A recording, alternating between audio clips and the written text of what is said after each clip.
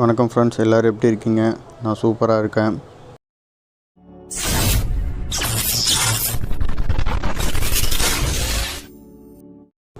இன்றைக்கி நம்ம பார்க்க போகிறது பார்த்திங்கன்னா இன்வெர்ட்ரு ஏசியோட யூனிவர்சல் போர்டு தான். இது பாருங்கள், சூப்பராக இருக்குது, நல்லா இருக்குது ஃப்ரெண்ட்ஸ். இதை நான் இன்றைக்கி இன்ஸ்டால் பண்ணி பார்த்தோம். ரொம்ப அருமையாக இருக்குது. பார்த்திங்கன்னா உங்களுக்கே ஆச்சரியமாக இருக்கும். இங்கே பாருங்கள், இவ்வளோ தான் இன்வெர்ட்ரு போர்டு.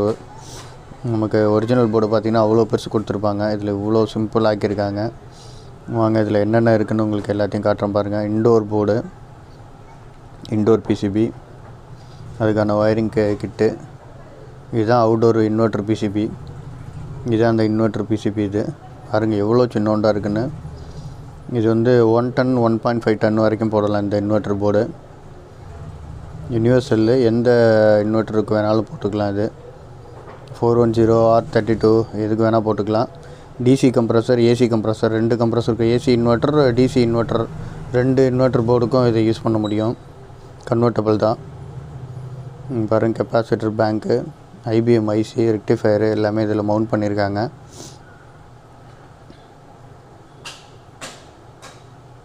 ரொம்ப சிம்பிளாக போட்டிருக்கிறாங்க.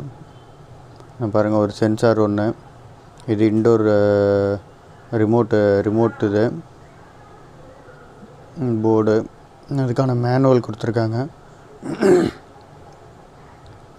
மேனுவலில் பார்த்தீங்கனாலே தெரியும் என்னென்ன டீட்டெயில்ஸ் எல்லாமே கொடுத்துருக்காங்க. யூனிவர்சல் இதுன்னு பாருங்கள், ஒயரிங் டயக்ராமும் கொடுத்துருக்காங்க. கிளியரான wiring diagram. AC motor set ஆகும். டிசி மோட்டர்னால் கொஞ்சம் நீங்கள் ஆல்ட்ரு பண்ணுற மாதிரி இருக்கும், இல்லைன்னா வேறு போர்டு போடுற மாதிரி இருக்கும். இது ஏசி மோட்டருக்கு இந்த போர்டு வந்து ஈஸியாக யூஸ் பண்ணிக்கலாம். இல்லைனா டிசி மோட்டராக இருந்ததுன்னா ஏசி மோட்டராக மாற்ற வேண்டியிருக்கும். இன்டோர் மோட்டரும் அவுட்டோர் மோட்டரும். இல்லை டிசி மோட்டருக்குன்னு ஒரு தனி சர்க்யூட் இருக்குது. அந்த சர்க்யூட்டை போட்டோம்னா நமக்கு டிசி மோட்டர்லேயே ரன் பண்ண முடியும். இங்கே பாருங்கள், இந்த மாதிரி அந்த பேஸ்ட்டை அப்ளை பண்ணிங்க. அவங்க கொடுத்துருப்பாங்க. பேஸ்ட்டை அப்ளை பண்ணிவிட்டு ஆல்ரெடி நமக்கு பழைய இன்வெர்ட்டர் ஏசியில் இருந்தால் ஹீட்ஸிங் இருக்கும், பெரிய ஹீட்ஸிங் இருக்கும். அந்த ஹீட்ஸிங்லேயே இதை மவுண்ட் பண்ணிங்க மறக்காமல். ஏன்னா மவுண்ட் பண்ணி தான் பண்ணணும் பெரிய ஹீட்ஸிங்கில். அப்போ தான் அந்த ஹீட் ரெடியூஸ் ஆகும், போர்டு நல்லா லைஃப் வரும்.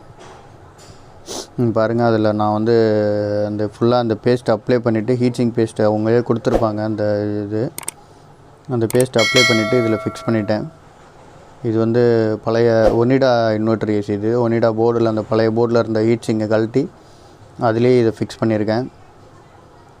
இதில் ஃபிக்ஸ் பண்ணிங்கன்னா நீங்கள் அவுட்டோரில் ஃபிக்ஸ் பண்ணுறதுக்கும் உங்களுக்கு ஈஸியாக இருக்கும். அவுட்டோரில் எப்படி மவுண்ட் பண்ணுறதுன்னு காட்டுற பாருங்கள். இங்கே பாருங்கள், அவுட்டோரில் பழைய மாதிரி இருந்த இடத்துலையே வந்து மவுண்ட் பண்ணியிருக்கேன் கரெக்டாக. ஃபேனுலேருந்து அந்த ஹீட் எக்ஸ்ட்ராக்ட் ஆகிற மாதிரி மவுண்ட் பண்ணுங்கள். பாருங்கள், ஃபுல்லாக அந்த மாதிரி தான் மவுண்ட் பண்ணியிருக்கேன். மவுண்ட் பண்ணி ஒயரிங் கொடுத்துட்டேன். ஒயரிங் ஒன்றுமே இல்லை ஃப்ரெண்ட்ஸ், ஈஸி தான். நியூட்ரல், அவுட்புட் லைனு, அப்புறம் வந்து யூவிடபிள்யூ அது கொடுத்திங்கன்னா போதும். சென்சாரை அந்த எக்ஸாஸ்ட்டு ஏர் சென்சார் வந்து அந்த இடத்துல ஃபேன் மோட்டரோட இதில் பக்கத்தில் ஃபிக்ஸ் பண்ணிக்கிட்டிங்கன்னா போதும். இங்கே பாருங்கள், ஃபேஸ் நியூட்ரலு. டைரெக்டாக ஃபேன் மோட்டர் வந்து அவுட்புட் வந்தோன்னே ஓடுற மாதிரி ஃபேன் மோட்டர் ஒயரிங் கொடுத்துட்டேன். ஃபஸ்ட்டு ஃபேஸு, ரெண்டாவது நியூட்ரலு. இது பார்த்திங்கன்னா உள்ள கம்ப்ரஸரில் பார்த்திங்கன்னா ஒரு இது வச்சுருப்பாங்க, ஓஎல்பி வச்சுருப்பாங்க, ஓவர்லோட் ப்ரொடக்டரு. ஹீட் ஆனால் ட்ரிப் ஆகிற மாதிரி.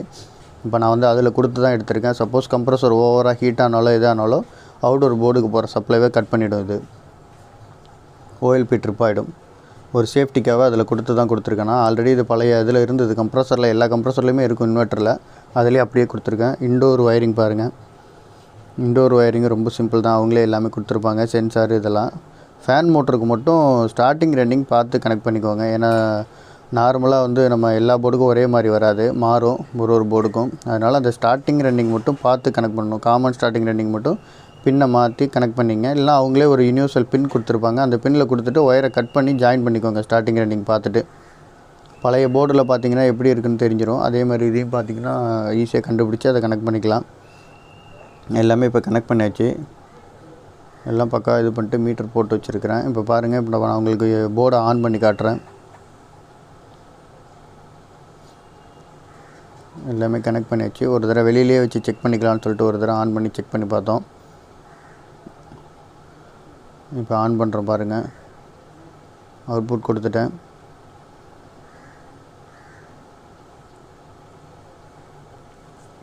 இன்னும் ஆம்ஸ் எடுக்க ஆரம்பிக்கல. ஆன் பண்ணியாச்சு. இங்கே பாருங்கள் 24 இருக்குது. இது 35ன்னு காட்டுறது வந்து ரூம் டெம்பரேச்சர். இந்த டிஸ்பிளேயில் ரூம் டெம்பரேச்சர் காட்டும் ஃபஸ்ட்டு உங்களுக்கு. நீங்கள் மாற்றும் போது தான் உங்களுக்கு வந்து செட் டெம்பரேச்சர் காட்டும். ரூம் டெம்பரேச்சர் காட்டுறதுனால ஈஸியாக நீங்கள் வந்து செக் பண்ணிக்க முடியும். இங்கே பாருங்கள் 1.2 1.3 ஆம்ஸ் ரைஸ் ஆகிட்டே இருக்குது பாருங்கள். ஸ்லோவாக கம்ப்ரஸர் ஸ்டார்ட் ஆகிட்டு இருக்குது. கம்ப்ரஸர் நல்லா ஓடிக்கிட்டு இருக்குது. கொஞ்சம் கொஞ்சமாக கூலிங்கும் வர ஆரம்பிக்குது. இது ரொம்ப நாள் ஓடாமல் இருந்த ஏசி, கிட்டத்தட்ட 3-4 மாதமாக இது போர்டு கிடைக்காம, போர்டு ரொம்ப இதாகி போர்டு சரி ரெடி பண்ண முடியாமல், போர்டு கம்பெனியில் கேட்டால் 13,000க்கு மேலே சொன்னாங்க. போர்டு மட்டுமே 13,000க்கு மேலே சொன்னாங்க. அதனால் இப்போ இந்த யூனிவர்சல் போர்டு போட்டு ரெடி பண்ணியிருக்கோம். நல்லா ஓடிட்டுருக்கு. 2.7 ஆம்ஸ் போயிட்டுருக்கு இப்போதைக்கு. பாருங்கள் அவுட்டோரு நான் உங்களுக்கு இறங்கி காட்டுற பாருங்கள். ஃபேன் மோட்ரு ஓடுறது, கம்ப்ரஸர் ஓடுற நாய்ஸ் உங்களுக்கு சவுண்டு உங்களுக்கு கேட்கும். பாருங்கள் ஃபேன் மோட்ரு ஓடிட்டுருக்கு.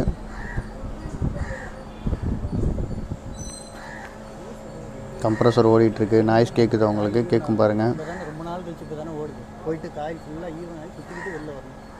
ஹீட்டு எல்லாமே கரெக்டாக இருக்குது. ரிட்டன் வந்துருச்சு, ரிட்டன் சப்ளை எல்லாம் வந்துருச்சு. இங்கே பாருங்கள் பைப்பில் சில்னஸ் வந்துருச்சு. சில்னஸ் நல்லாவே வருது.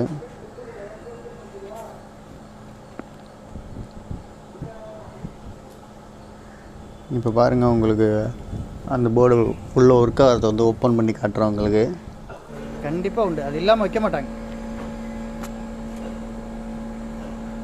சில்னஸ் நல்லா வந்துருச்சு பாருங்கள். ஸ்வெட்டிங் வந்திருக்கு ஃபுல்லாகவே 2 பைப்லேயுமே.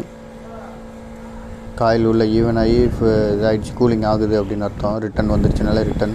நீங்கள் பாருங்கள் போர்டு ஓப்பன் பண்ணி காட்டுற பாருங்கள். போர்டு ஃபிக்ஸ் பண்ணியிருக்கேன். போர்டு ஆனில் இருக்குது பாருங்கள். க்ரீன் லைட் எரியுது. கம்ப்ரஸர் ஆன் ஆகிருக்குன்னு அர்த்தம். சென்சார் பாருங்கள், கம்ப்ரஸர் ஓடிட்டுருக்கு. எதுனாலும் உடனே இந்த எரர் கோடு வந்துடும். இந்த லைட் இருக்குல்ல எல்இடி, அது பிளிங்க் ஆகும். அதே மாதிரி தான் இதுலேயும் எரர் கோடு வரும். நல்லாவே ஓடுது. அந்த பெரிய போர்டு ஒரு கஸ்டமருக்கு பயங்கர ஆச்சரியம். அவ்வளோ பெரிய போர்டு இருந்ததுங்க, இத்தனோண்டு போர்டில் ரன் ஆகுது அப்படின்னு.